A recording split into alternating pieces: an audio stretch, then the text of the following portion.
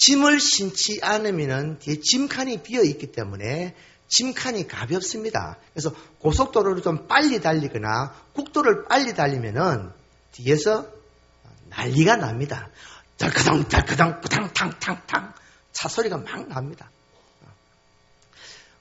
오르막길을 오를 때에 포장이 된 도로는 괜찮은데 포장이 되지 않은 그런 도로를 올라갈 때는 흙바퀴를 돌립니다. 뒤에 짐칸이 가볍기 때문에 바퀴가 헛돌아서 앞으로 나아가지를 못합니다. 그럴 때는 차 안에 탑승하고 있는 사람을 다 내려서 짐칸 더 뒤에다가 올려놓고서 올라갑니다. 한 번씩 제가 나무를 이렇게 운반할 때가 있는데 산길이나 비포장 도로를 갈 때 있습니다. 그럴 때는 항상 차가 헛바퀴를 돌아서 올라가지를 못하는 거예요. 내려올 때는 짐을 실으니까 아무 문제가 없는데 그럴 때는 사람을 저 끝에다가 뒤로 바싹 이렇게 눕혀가지고 무게를 줘서 올라가게 됩니다. 짐이 많이 실으면은 차 연료 소모도 많고 여러 가지 차에 부하가 많이 걸리게 마련입니다.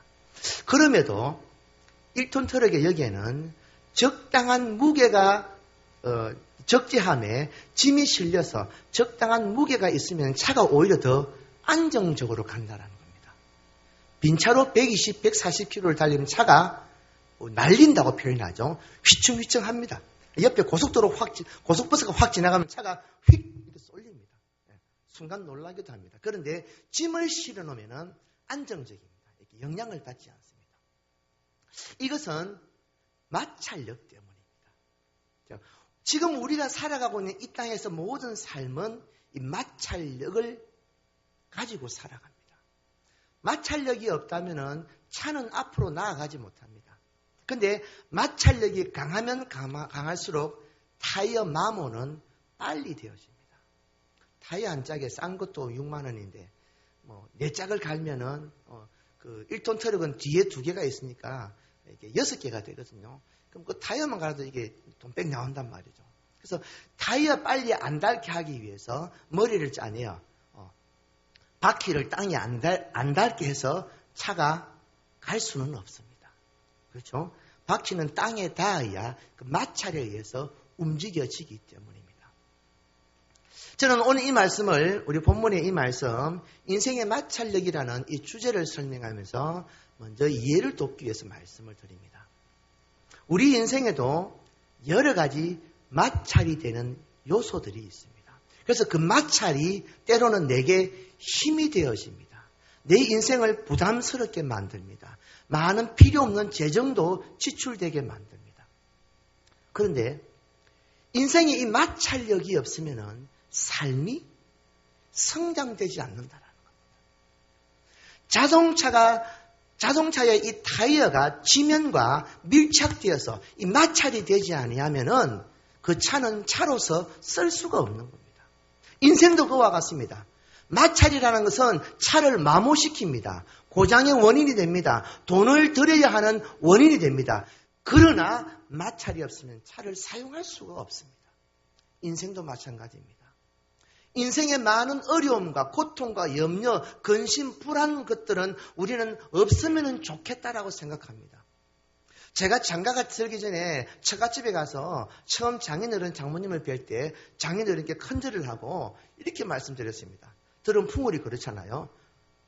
아버님, 따님을 저에게 주시면은 밥 굶기지 않고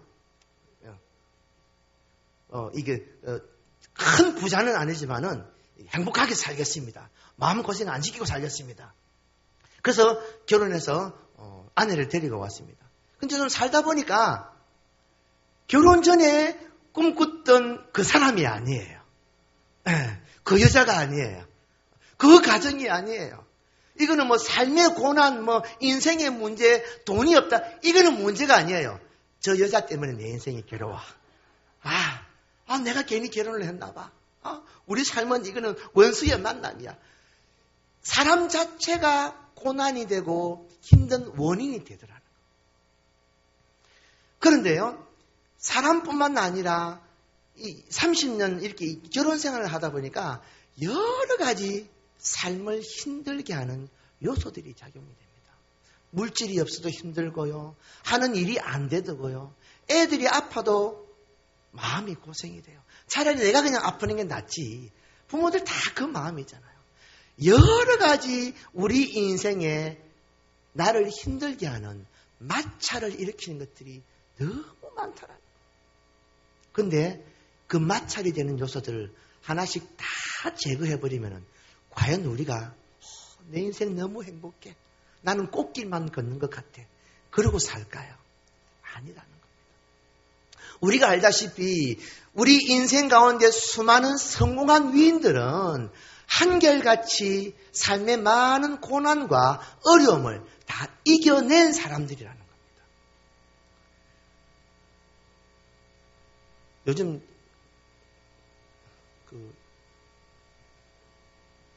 그 TV폴에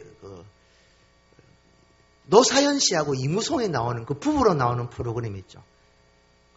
동상이몽인가요? 네. 거기 보면은 이무송 씨하고 노사연 씨 이제 부부가 나오는데 제가 감명 깊게 봤던 그 인상이 딱 지금 각인되어 있습니다. 노사연 씨와 이무송 씨가 결혼을 해서 지금 뭐 그 25년, 30년 가까이 살았는데 노사연 씨가 남편 이무송한테 현재까지 우리 이혼해 라고 하는 말을 2만 번은 넘게 했다라는 거예요. 노사연은 그렇게 이야기하는데 들은 당사자 이무송 씨는 무슨 소리 하고 있어? 내가 3만 번은 더 들은 것 같아. 그렇게 이야기를 하더라는 겁니다. 그러면서 지금도 그 부부는 이혼하지 않고 부부가 TV에 나와서 알콩달콩 먹방 방송을 보내면서 고기로 다져진 전우회로 가정을 잘 꾸리고 있더라는 겁니다. 그 부부의 이야기 속에 그 두 사람인데 다 집사님입니다. 신앙을 가지고 있습니다. 물론 뭐 가끔 와인도 하고 술도 하지만은 그래도 집사입니다. 교회 잘 나갑니다. 두 분의 이 부부의 고백 속에 너무 많은 갈등이 있더라는 겁니다. 노사연 씨가 이무송 씨를 꼬셨거든요. 노사연 씨가 연상인데 이무송 씨한테 반해가지고 자기가 대시를 해가지고 결혼했단 말이에요. 그런데 살아보니까 갈등이 생기는 거예요. 부부간에 갈등이 생기고 애 때문에 갈등이 생기고 일 때문에 여러 가지 것 때문에 갈등이 생기더라고요. 그런데 이런 부부의 갈등이 노사연 이무송 씨에만 있는 것이 아니고 장로님 없습니까? 집사님 없습니까? 권사님 없습니까? 살아가면서 갈등 다 있어요. 근데 이혼했습니까? 아니요. 삽니다. 노사연 씨 말대로 우리는 고기 전우회로 살아갑니다. 어떤 간에 그 위기들을 극복하고 살아갑니다. 그렇다고 지금 모든 서로의 갈등이 다 없어진 게 아니고 그 지난번에 그 이 두 부부가 파타야인가 어딘가 그 이제 방송 촬영을 위해서 언론 여행을 갔어요. 거기서도 싸우는 거예요. 거기서 말다툼이 일어나가 싸우다가 방송 촬영이 중단돼 버렸어요. 그러다가 이제 그 PD들이 제작진이 작가가 가가지고 서로 이제 그러니까 이 화해를 시켜가지고 방송이 다시 됐단 말이에요. 그거까지 녹화가 돼 있거든요. 많은 사람들이 갈등을 겪는데 어떤 사람들은 그 갈등을 못 견뎌서 중간에 포기하기도 합니다. 부부 때문에 못 견뎌서 이혼합니다. 물질 때문에 그 갈등을 못 견뎌서 스스로 삶을 포기합니다. 취업이 안 되니까 취업이라는 인생의 그 갈등 때문에 젊은이들이 꿈을 잃습니다. 말로 다 할 수 없는 수많은 우리의 인생의 갈등에는 우리가 원하지 않아도 있습니다. 우리 옆 사람 보고 서로 격려합시다. 이렇게 하면 옆 사람에게 이야기해 주세요. 옆 사람 쳐다보세요. 자, 좌측우측 쳐다보면서 이렇게 하세요. 내만 그런 줄 알았는데 니도 그렇나? 힘내자. 자, 시작.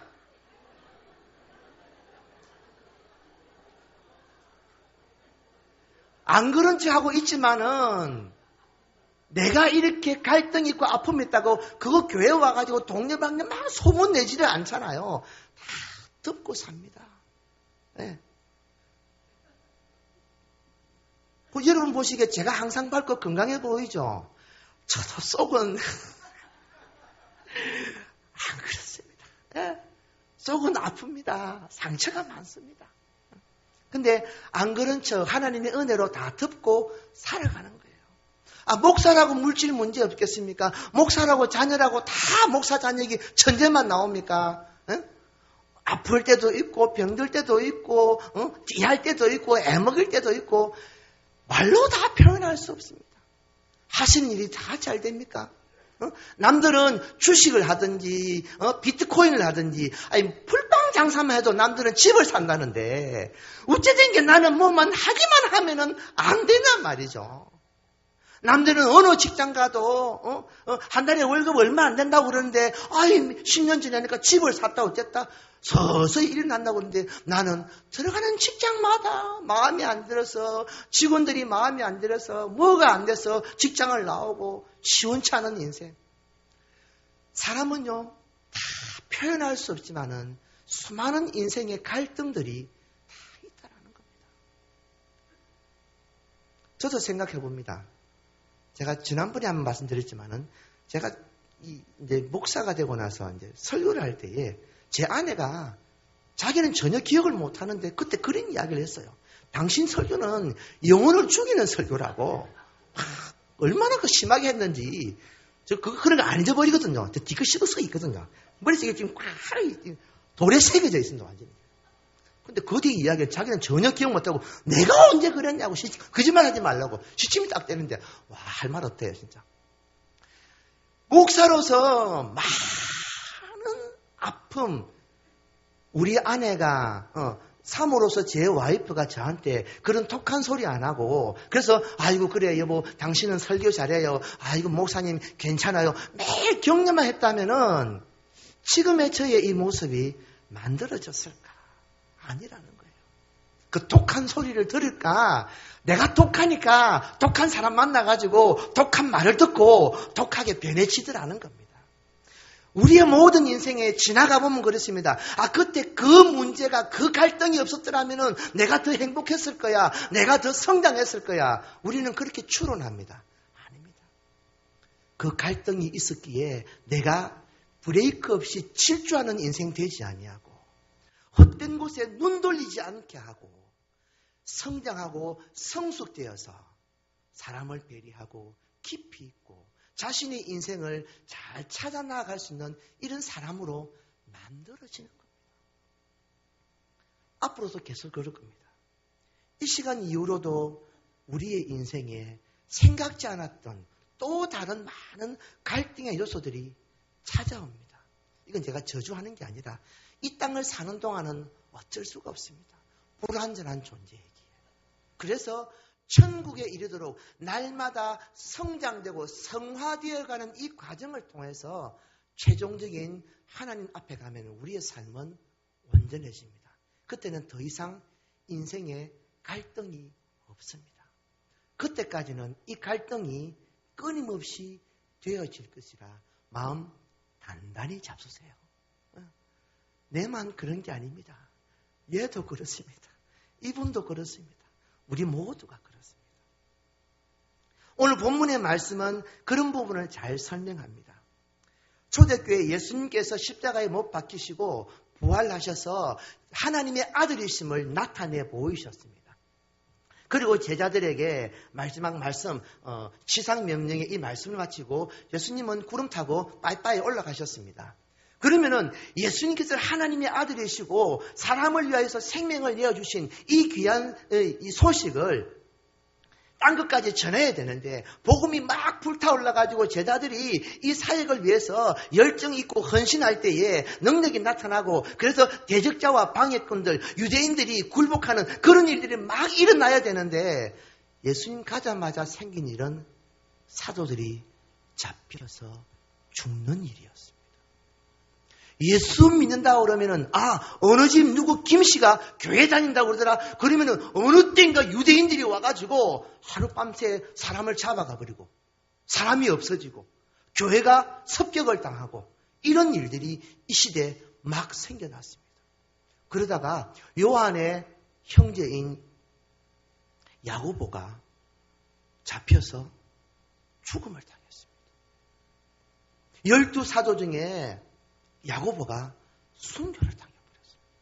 제자들로서는, 초대교회 교인들로서는 심각한 충격이었습니다. 그렇지 않겠습니까? 두렵기도 하고요.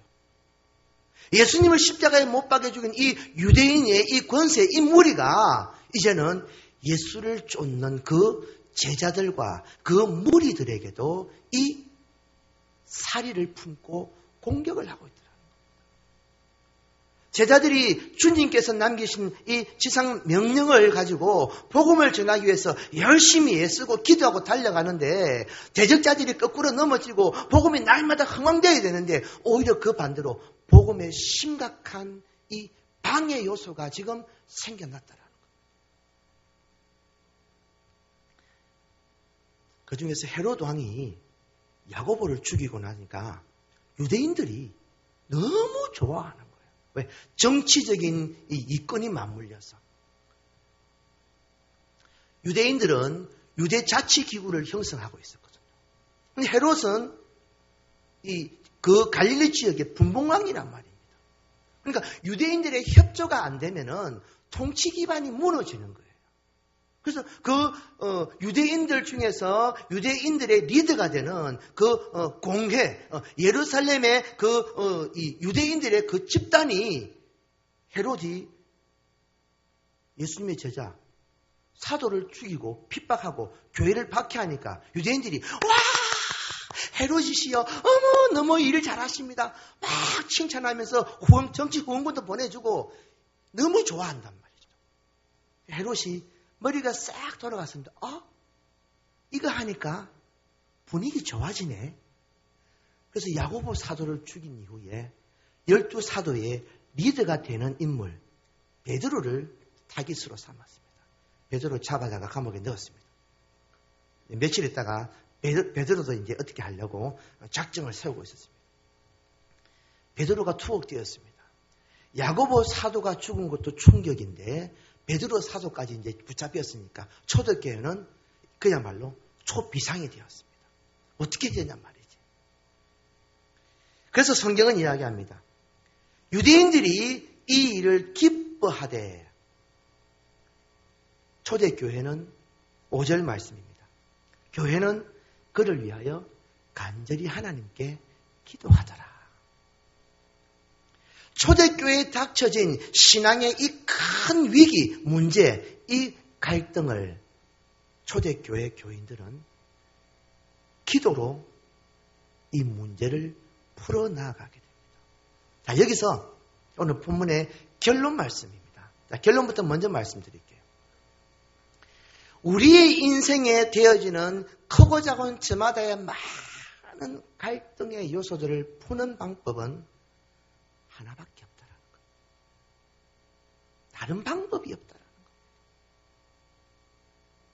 그 방법은 기도하는 방법입니다. 믿으십니까? 똑같은 말 같죠? 성경이 그래요. 똑같은 그 말밖에 없습니다. 기도해라. 기도해라. 부르짖으라. 너희 구하는 것을 믿음으로 구해라. 사랑하는 여러분, 우리가 인생을 살아가는 중에 많은 시련과 고통, 연단이 생깁니다. 근데 이런 것이 생기는 이유는요, 단순히 우리가 잘못 살았기 때문에 그런 것은 아닙니다. 우리의 인생에 되어지는 많은 일들은 다 하나님의 우리의 삶을 다스리시고 통치하시는 섭리 아래에 있습니다. 하나님께서는 우리의 인생을 아무 고통과 염려, 근심 하나 걱정 없는 온실 속의 화초 같은 삶으로 우리를 만들지 않으세요. 그래서 우리가 우리의 삶에 많은 여러 가지 시련과 어려움, 고통, 갈등의 문제들을 우리가 당할 때 하나님께서는 우리의 삶을 보면서 너는 좀 애 좀 먹어봐야 돼. 이놈의 새끼 너 말 안 듣지. 너 좀 고생 좀 해봐라. 하나님이 우리를 그런 억한 심령을 가지고 우리에게 고난을 주고 연단과 힘듦을 주는 것이 아니라는 겁니다. 시편 66편 10절 말씀은 우리에게 이렇게 증거합니다. 하나님이여 주께서 우리를 시험하시되 우리를 단련하시기를 은을 단련함 같이 하시니다. 저도 뭐 금이나 음을 이렇게 재련하는 데는 못 가봤습니다만은 영상을 통해서 볼 때 그 시뻘건 불, 그러니까 흰색에 가까운 그 1100도의 그 온도의 불에 이 금을 녹이지 않습니까? 은을 녹이잖아요. 그러면서 불순물을 제거하고 순도 높은 그 금이나 음을 만들어내잖아요. 그 1000도가 넘는 고온이 얼마나 뜨겁습니까? 나머지 모든 잡물들이 다 태워져 버립니다. 하나님이 우리를 사랑하실 때 우리를 어떻게 만드는가? 그렇게 깨끗하게 순결하게 바르게 만들기 위해서 사람이 워낙 독하거든요. 인간이 워낙 모질거든요. 어지간해서는 이게 안 꺾여져요. 굴복하지 않아요. 내 것을 내려놓지 않아요. 그러니까 하나님께서 인생 막대기로 고난을 겪게 하시는 거예요. 연단하게 하시는 거예요.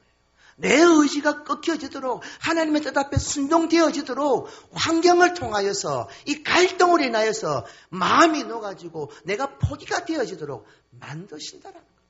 그런데 그것은 하나님께서 우리를 괴롭히기 위해서 하심이 아니라는 겁니다. 성경은 분명히 말씀합니다. 주께서 인생으로 고생하게 하시며 근심하게 하심은 본심이 아니시로다. 하나님의 본심은 우리가 단순히 고통받고 염려와 불안 속에서 어찌할까 몰라서 부들부들 그 뜨는 인생을 살면서 자식들 내 말 안 듣던 잘됐다 오늘 욕 좀 봐라 막. 그런 마음으로 하시는 게 아니라는 겁니다. 안타까워 하신다는 거예요. 아이고 빨리 져서 벗어나야 되는데 성장해야 되는데 믿음이 자라야 되는데 저거 포기해야 되는데 안절부절 못하시는 마음이라는 거예요. 이런 상황 속에서 사람들은 대부분 그 상황을 벗어나기 위해서 자기 힘으로 몸부림칩니다. 애를 씁니다. 아는 사람 찾아가보고요. 세상에 힘 됐는데 의지해보고요. 권력 찾아가보고요. 자기 노력으로 여러 가지 일을 해봅니다. 그렇게 아동바동 살기 위해서 죽도록 힘을 쓰다가 죽어버리는 경우가 생깁니다. 이거 조심해야 돼요. 예레미야 29장 11절 말씀입니다. 여호와의 말씀이니라 너희를 향한 나의 생각을 내가 아나니 평안이요 재앙이 아니라 너희에게 미래와 희망을 주는 것이니라. 이게 하나님께서 우리의 인생 가운데 고난과 연단, 많은 삶의 갈등을 남겨주신 이유라는 겁니다. 여러분, 사람은 원래 선할까요? 악할까요? 사람은 원래 악합니다. 에덴 동산에 사람은 선한데 그때 이후로 타락한 인간은 태어나면서 악합니다. 아이들에게 죄를 가르치지 않아도 아이들은 성장하는 과정에 생동 속에서 죄가 나타납니다. 그래서 그 아이들을 유치원에 보내는 부모님들이 깜짝깜짝 놀랄 때가 있습니다. 어느 날 아이들이 유치원에 갔다 왔는데 유치원에서 친구들을 통해서 배워왔습니다. 에이씨. 아니면 욕을 하든지 뭐 어제까지 안 그런 애가 밥을 먹어서 숟가락을 엄마 맞박에 딱 던진다든지 친구들이 하는 것을 보고 배웁니다. 그렇다고 뭐 친구들이 이거 하면 재밌다라고 알려주겠습니까? 그냥 그 애가 하는 거 보고 지도 답습하는 겁니다. 인간 속에 있는 죄는 죄를 끌어당깁니다. 그래서 인간은 악합니다. 마음의 생각이 어릴 때부터 악합니다. 창세기 6장 5절 말씀입니다. 여호와께서 사람이 죄악의 세상에 가득함과 그의 마음으로 생각하는 모든 계획이 항상 악할 뿐임을 보시고 인간은 그렇습니다. 그래서 이런 악해서 마음이 고집이 이 뚱심이 꺾이지 않는 사람을 꺾이는 방법은 다른 게 없어요. 그렇다고 무조건 잡아다가 몇 살 때부터 군에 보내듯이 몇 살 때부터 몇 살까지는 인간 만들기 위해서 연단 받는 시간 해가지고 이렇게 보낼 수도 없잖아요. 법적으로. 하나님께서 사람을 만드는 방법은 다른 게 없습니다. 그 살아가는 사람 가운데 문제들을 주시는 거예요. 그런데 그 문제가 우리를 망하게 하기 위함이 아니고 성장시키기 위함. 연단하여서 나쁜 곁가지들을 잘라내고 하나님의 일을 감당할 온전한 사람으로 만들고자 하는 목적이 담겨 있다라는 거예요. 사람을 낮추는 데는, 사람을 훈련시킨 데는 환경만큼 좋은 게 없다라는 거예요. 3살, 4살, 한 5살까지 유아들을 둔 부모들을 조종하는 제일 방법은 그 아이들을 훈련하는 겁니다. 우리 유치부생들은 아마 한 번씩 경험할 거예요. 유치부 꼬마들이 교회에서 기도하는 법을 배워가지고 집에 가서 밥을 먹을 때 아빠 왜 기도 안 해? 그리고 아빠가 평소 때와 같이 숟가락을 들고 하다가 멋쩍어서 기도해야지. 네, 애 앞에서는 무력해집니다. 훈련이 되어집니다. 그런데 조금 이제 나이가 들고 40살, 50살 이렇게 돼가면은 어지간해서는 요동도 없고 움직이지도 않고 막 배째라 막 죽기 하겠나 막 짜겠나. 사람 만들기가 너무너무 힘든 거예요. 그래서 사람이 인생의 고난을 겪을 때가 어떻습니까? 어릴 때보다는 나이를 크면서, 나이를 먹으면서, 성장하면서, 성인이 되면서 삶의 고통의 문제가 점점 커지는 거예요. 그렇게 하지 않으면 사람이 바른 사람이 안 된다라는 겁니다. 바른 믿음의 사람이 안 된다라는 겁니다. 그래서 우리가 이런 많은 인생의 갈등들이 있을 때 하나님 앞에 나오지 못하고 세상 속에서 그 답을 찾으면 답이 안 나옵니다. 머리털만 자꾸 빠집니다. 하나님께서는 우리에게 이런 시련과 어려움을 줄 때에 우리는 그래요. 내가 제일 힘든 것 같고 내 문제가 제일 큰 것 같고 다 그렇게 느껴집니다.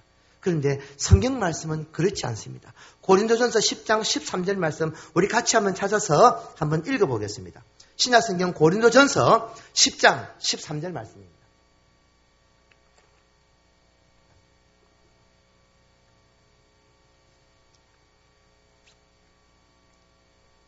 같이 읽어볼까요? 시작.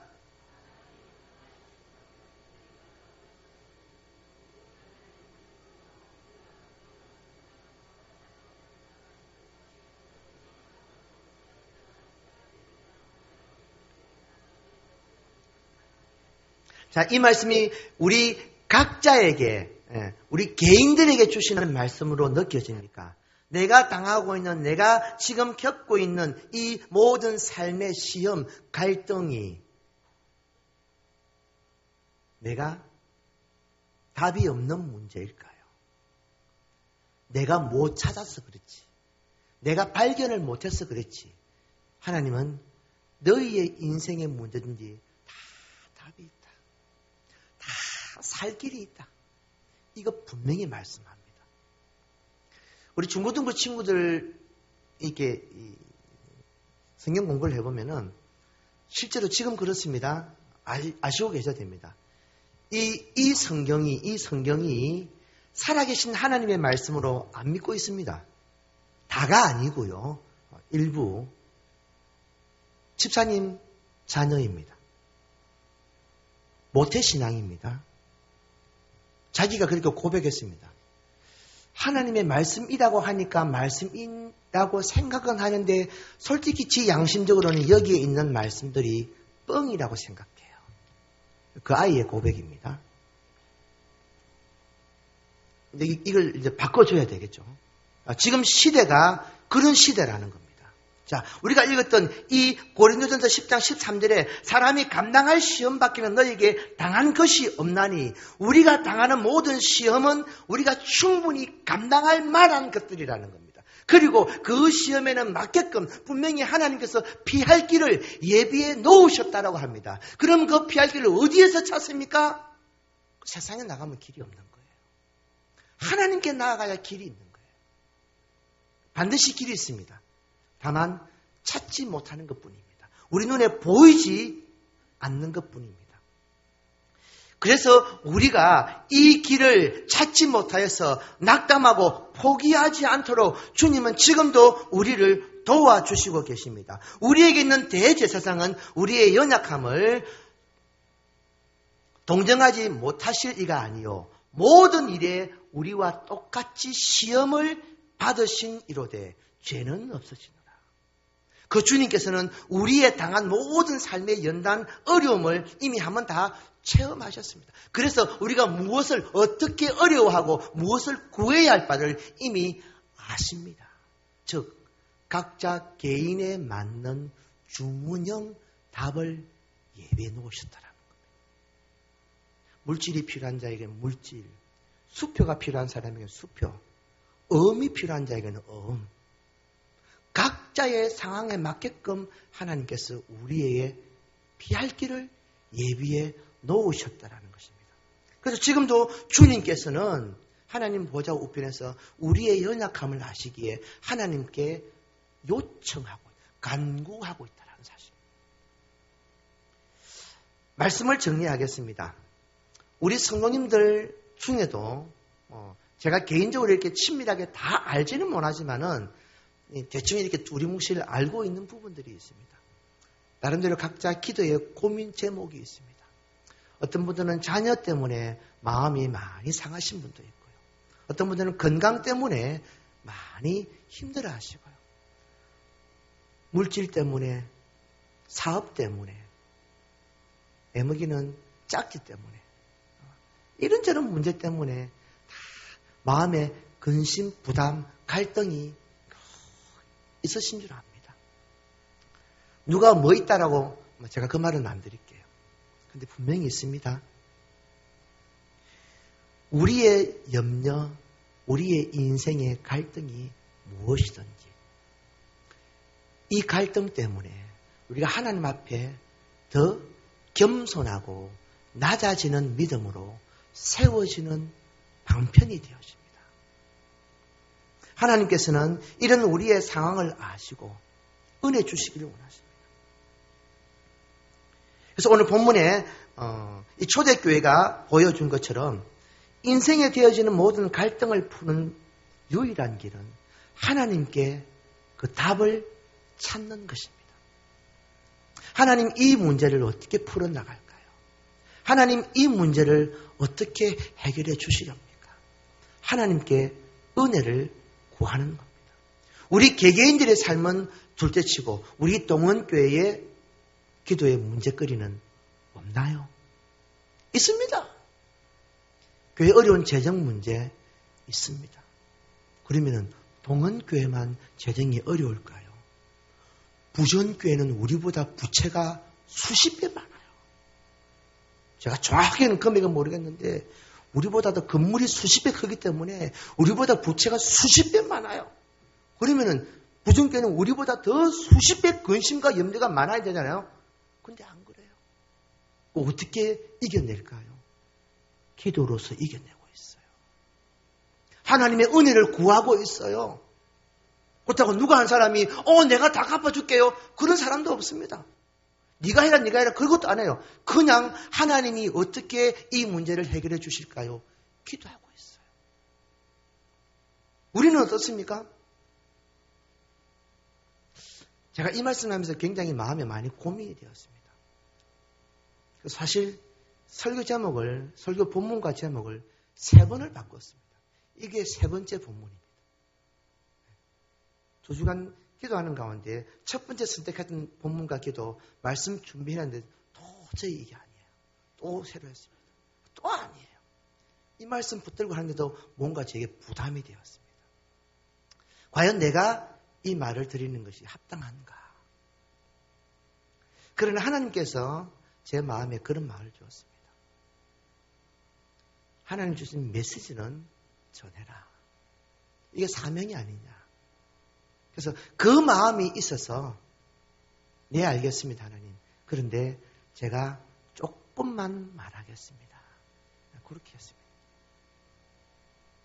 제가 동원교회 사역한 지 이제 4년째 이제 넘어갑니다. 그동안 보아왔던 것이 있습니다. 이해하시고 좀 들어주십시오. 교회 부채 문제를 위하여서, 교회 부흥을 위하여서 이 사직동 지역에서 제가 보아온 결과는 부채를 위하여 이 물질과 부흥에 관한 이 문제의 갈등을 극복하기 위해서 오늘 본문의 초대교회처럼 기도가 안 되더라는 겁니다. 하나님이 저에게 그 부분을 말씀하시기를 원하시는 것 같습니다. 본문의 5절 말씀입니다. 이에 베드로는 옥에 갇혔고 교회는 그를 위하여 간절히 하나님께 기도하더라. 성경의 표현에 의하면 기도하더라라고 표현을 써도 돼요. 그렇잖아요. 그런데 그 앞에 간절이라는 이 부사 수식어를 넣어서 놨어요. 즉, 이 초대교회 교인들이 베드로의 투옥을 인하여서 그 베드로의 무사 석방과 교회의 부흥을 위하여서 그 핍박자들로부터 교회를 지켜달라고 얼마나 기도했는가를 암시하는 짧은 단어입니다. 간절이라는 한글을 이렇게 표현하면 간이 저리도록이라는 의미입니다. 간이 어떻게 저립니까? 간에는 통증이 없습니다. 그래서 간은 침묵의 장기라고 합니다. 그래서 간에 병이 생기면은 말기가 되도록 잘 몰라요. 그런데 우리가 표현해서 간절히 하라, 간이 저리도록 하라. 그만큼 기도에 혼심을 쏟으라는 겁니다. 과연 그렇게 기도해 왔나요? 그렇게 하나님께 이 갈등의, 이 신앙의 위기의 문제를 해결해 달라고 우리가 부르짖었나요? 하나님께서 그 질문을 던지시는 것 같습니다.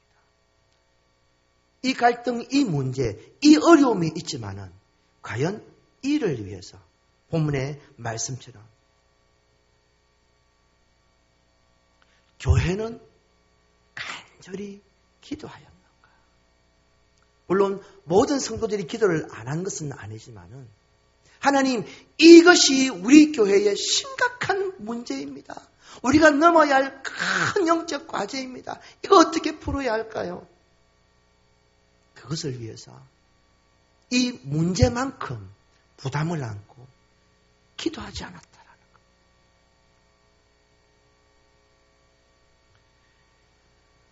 하나님께서는